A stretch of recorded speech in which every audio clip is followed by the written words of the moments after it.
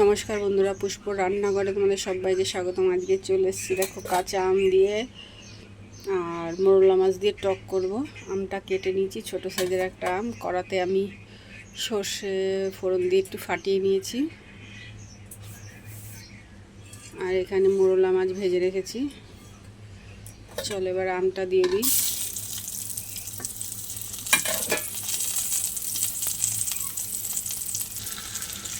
দেখো বন্ধুরা, লবণ আর হলুদ দিয়ে দিয়েছি।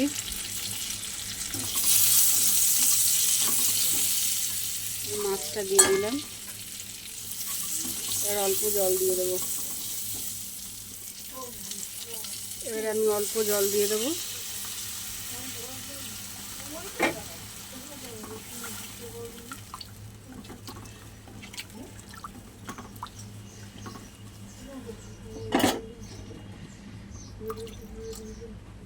এবার ঢাকা দিয়ে দেবো বন্ধুরা। দেখো বন্ধুরা, আমার আমের টক একদম রেডি হয়ে গেছে। চলো এবার আমি নামিয়ে নিই। দেখো বন্ধুরা, আমার আমের টক একদম রেডি হয়ে গেছে। মোরলা মাছ দিয়ে আমের টক।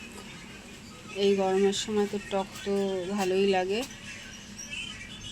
তোমরা কে কে কীরকম টক খাও অবশ্যই কিন্তু জানাবে বন্ধুরা। ভালো লাগলে লাইক কমেন্ট করবে,